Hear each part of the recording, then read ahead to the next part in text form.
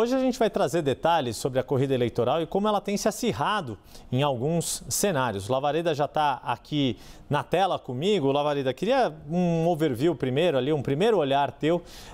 Claro, a gente tem que fazer a ressalva do quanto a gente ainda está num cenário inicial, mas a gente vai se debruçar sobre esses dados para mostrar que, por enquanto, a corrida deste ano estão um pouco mais acirradas do que foram 4 anos atrás, no ano de 2020, que, como você já mostrou, né, e a gente vai fazer essa comparação usando o agregador de pesquisas que o IPESP Analítica desenvolveu aqui para a CNN, para analisar de uma forma mais ampla, não focar só nesta ou naquela cidade, conseguir ter um olhar regional e, com isso, conseguir responder essa pergunta. Parece que 2024 está mais disputado do que 2020, né, Lavareda? Bem-vindo aqui ao Índice CNN. Prazer estar conversando de novo com você e com os espectadores da CNN, Yuri. É o que parece, você lembrou, nós estamos ainda bastante distantes da eleição, mas é o que parece, pelo menos levando em conta o índice CNN nesse momento, a eleição desse ano vai ser mais competitiva, não é? A disputa, digamos, vai ser mais acirrada, né? Entre primeiro, segundo colocados, segundo, terceiro colocados, em relação à disputa de 2020. Nós vamos ver esses dados e vamos ver também, eu já faço um spoiler, de que apenas no Nordeste, no momento, é que parece que nós temos uma, não podemos dizer tendência, mas um retrato diferente daquele que se deu em 2020. Bom, nada melhor então do que já trazer para a tela o nosso mapa para dar essa primeira olhada geral na média de todas as 26 capitais. E por aí a gente já percebe uma distância, né, arredondando ali de 4 pontos percentuais menor do que foi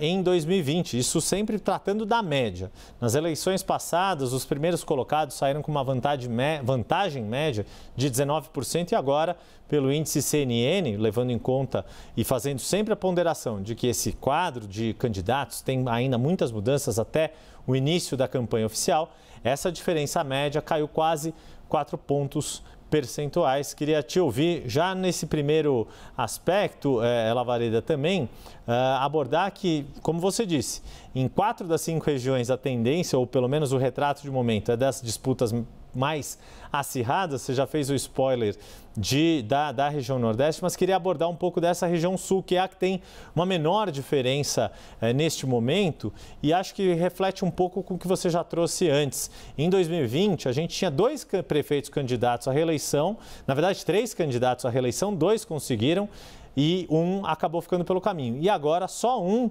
prefeito, Sebastião Melo, em Porto Alegre, justamente ganhou do então prefeito Nelson Marquesan, que vai disputar um novo mandato, está liderando, seguido pela deputada Maria do Rosário, dentro daquela linha do favoritismo que os prefeitos costumam ter, que você já trouxe para a gente, Lavareda. Ô Yuri, é verdade, a região sul é onde, digamos, as distâncias aparecem aí mais estreitas, né, em relação à eleição passada, lembrando que quem tem um desempenho melhor, ou seja, mais confortável na região sul, é o prefeito de Florianópolis, o Topázio Neto, que é um vice-prefeito que se transformou em prefeito, né, a partir da eleição passada, quando então o prefeito se desincompatibilizou, precisou se afastar da prefeitura. Então é esse quadro que nós temos hoje. A região sul apresenta uma maior mudança em relação ao padrão de competição da última eleição. E no Nordeste houve, como nós já comentamos, aí se alargou a distância entre primeiro e segundo colocado e nós podemos conjecturar os motivos que têm levado a isso, Yuri.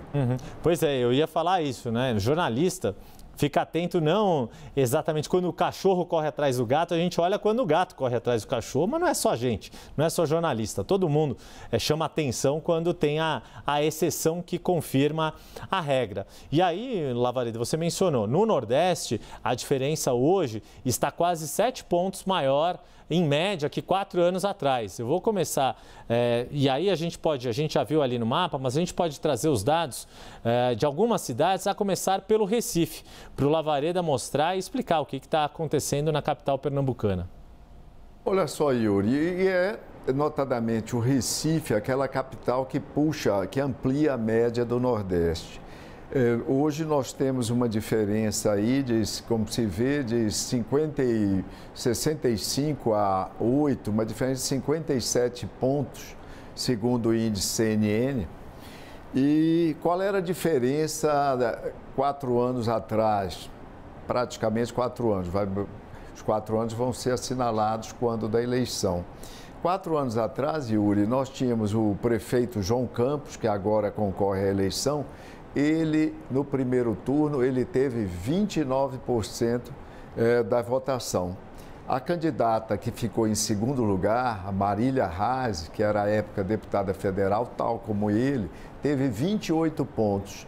E o terceiro colocado era então o deputado federal, que você mencionou a respeito de outra matéria ainda há pouco, era o Mendonça Filho, deputado, que teve 25 pontos. Então, veja só, 29, 28, 25. Fora esse resultado uma pesquisa, seria o caso de chamar um empate triplo. Então, é assim que terminou o primeiro turno de 2020 no Recife. E agora abriu essa distância considerável. Óbvio que nós estamos falando ainda bem cedo, nós estamos apenas em março, na segunda quinzena de março, vai correr muita água ainda embaixo dessa ponte da eleição de 2024. Mas é uma distância notável. Pois é, tem nessa região Nordeste, também tem outros prefeitos, mas um outro bem avaliado e também que está favorito a novo mandato, que é o Bruno Reis em Salvador, por exemplo, mas nem, a exemplo de João Campos aí que a gente viu, mas nem todos estão assim. Em Teresina, por exemplo, o prefeito Doutor Pessoa não está nem entre os mais bem colocados. E em Fortaleza, Lavareda, o prefeito José Sarto se elegeu com uma margem estreita de votos, tem uma batalha dura pela frente, mas queria que você analisasse para a gente esse cenário, que os dados já estão na tela e ajudam a entender bem como este ano de 2024 reserva surpresas aí na eleição. Olha só, Yuri, veja o seguinte, nesse momento a distância é de 11 pontos entre o capitão Wagner e o José Sarto. O que é que se deu 4 anos atrás? Para o espectador que não é da capital cearense ou mesmo do estado do Ceará, então não tem oportunidade de acompanhar de perto a política no Ceará, 4 anos atrás, em 2020, os 2 candidatos que lideraram a votação no primeiro turno eram exatamente os mesmos, só que eles tinham uma posição invertida. Eles chegaram às urnas no primeiro turno numa posição invertida. O Zé Sarto, que se elegeu prefeito depois no segundo turno, teve no primeiro turno, que é o turno que nós estamos considerando no índice CNN, teve 36 pontos percentuais. E o Wagner chegou perto, com 33. Então, a distância foi de 3 pontos registrada nas urnas. Essa distância abre, nesse momento, para 11 pontos. Essa é uma das eleições, uma das campanhas, Yuri, em que eu acho que vai haver bastante alteração no índice CNN.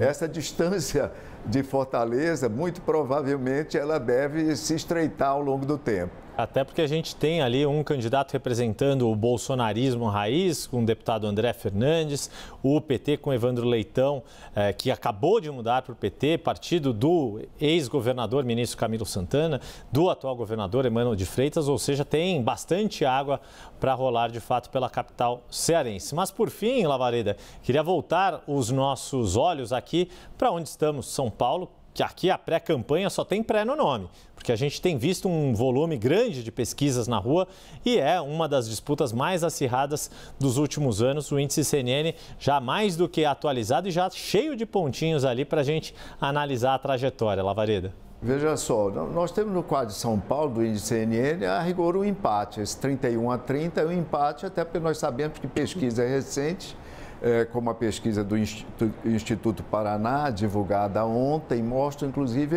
já uma ultrapassagem do prefeito Ricardo Nunes. Vamos aguardar, mas o índice leva em conta todo um conjunto de pesquisas, então vamos aguardar as próximas medições. Mas essa distância de 1 ponto, como é que nós podemos comparar com 2020? O que é que ocorreu 4 anos atrás? A eleição no primeiro turno de São Paulo, o ex-prefeito falecido Bruno Covas foi vitorioso, ele era candidato à reeleição com 28 pontos. 28 pontos.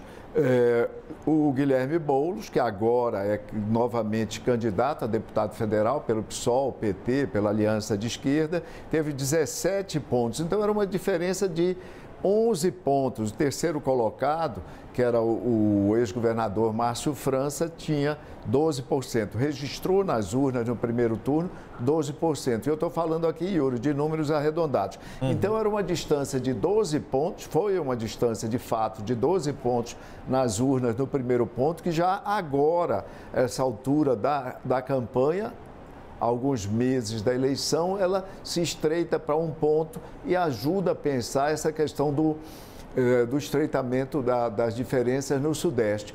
Um suposto, Yuri, sempre que é comum as análises fazerem, é de que talvez essa diferença Nordeste, Sul, etc., e outras regiões, tivesse a ver com o fato de um maior número de prefeitos candidatos, de incumbentes, dada a vantagem dos incumbentes, que então teriam uma vida mais confortável, uma situação mais tranquila nas eleições. Mas todas as regiões agora apresentam basicamente um grande número de incumbentes candidatos.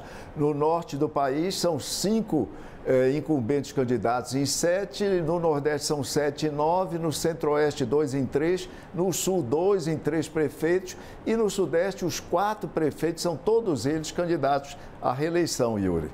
Pois é, e isso vai dando o panorama ali do quanto essas eleições municipais de 2024 não só vão ser mais acirradas, mas estão sendo tão esperados por toda a conjuntura política do país, mas a conjuntura também de cada cidade. E por isso que eu renovo o convite para você.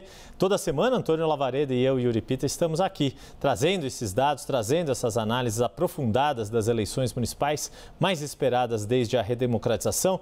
Lavareda, muito obrigado. Sempre um prazer dividir tela contigo e poder compartilhar do seu profundo conhecimento das eleições. Até a próxima. Obrigado, Yuri. Até a próxima.